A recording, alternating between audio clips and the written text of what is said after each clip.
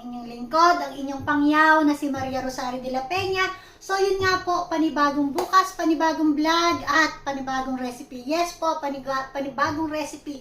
So today po, meron po akong bagong recipe, ang aking dinuguan with ginataan, with my version. So opo, yun nga po. Ito po yun ang aming version ng mga taga Bicolana. Ang aming dinuguan ay talaga pong ginagataan. Yes po. Kung bago po sa inyong paningin, ayan, at kung bago po sa inyong pandinig. So, kung di pa po kayo nakaka-subscribe po sa aking channel, don't forget to subscribe. At para po mapanood nyo ang aking latest na dinuguan with gata. So, ayun nga po, panoorin nyo po ang aking mga recipe.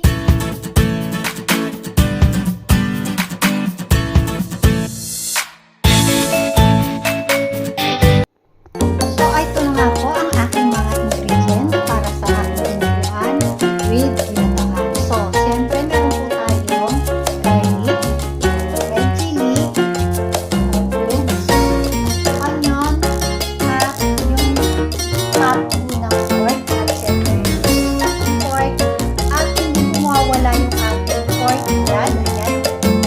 At siyempre meron po tayong gata, at meron din po tayong black pepper, at siyempre ang ating vinegar at ang ating soy sauce. At siyempre meron din po tayong oil. So ayan po ang aking mga ingredients.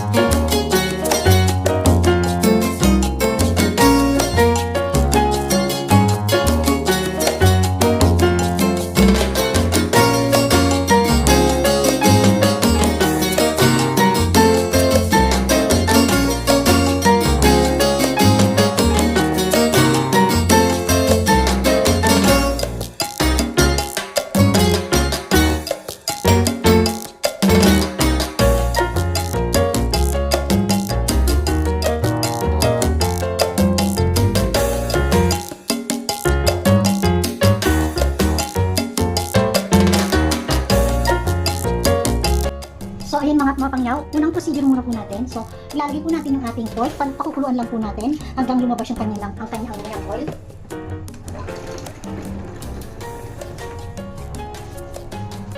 Add lang po natin ng water. Ayan lang po natin pag-boilan at lumabas yung kanyang mantika.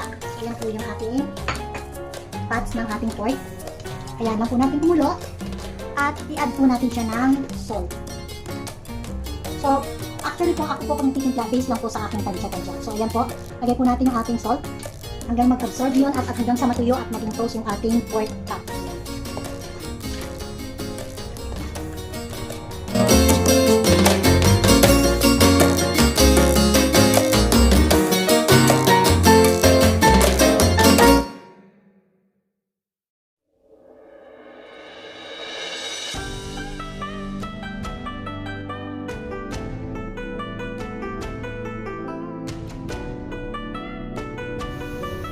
So, ayan na mga pangyaw. Kung makikita nyo yung ating pot pork, ayan na. So, igigisa na po natin ang ating mga ingredients, ang ating ginger. So, ayan. Ang ginger po, ang purpose po nito para mawatanggal ang lansa. So, ayan. Igigisa nyo muna po. Hayaan nyo muna mag-brown siya. At isunod na po natin ang ating garlic. So, at the same time, ano na yung ating garlic at ang ating ginger. So, ayan. Ayan lang po natin to isutay ang ating mga ginger, garlic, and onion. So, kung makikita niyo po yung ating pork, ayun yung ating pot pork, ayan, naka-crispy na po siya.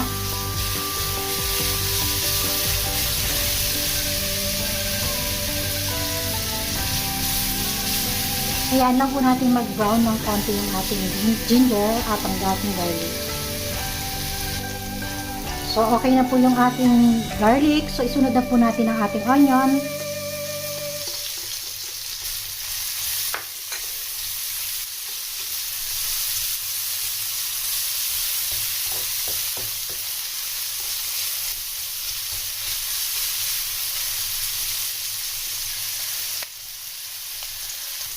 So, okay na po yung ating garlic at ang ating onion. So, ilagay na po natin yung ating pork.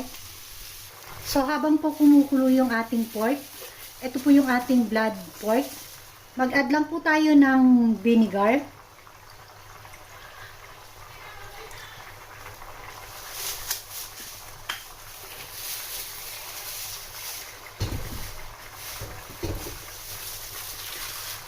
I-mash po natin hanggang sa madurog yung ating pork blood. I-keep nyo po yung yung vinegar sa ating pork blood. Durugin lang po natin yung ating blood.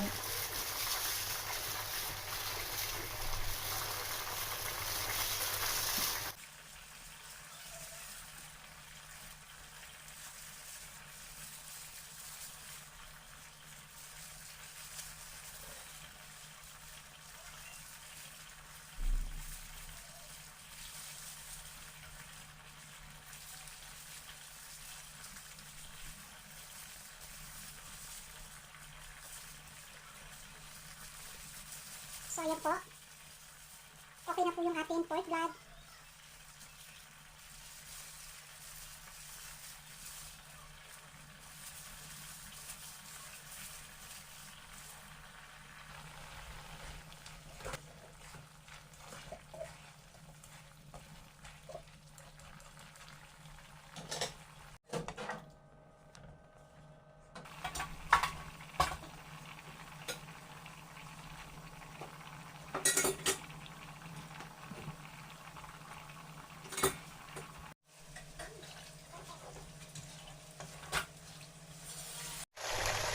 So now, in my pork, it's already soft. So I need to put this some pot pork, and then I will add some chili,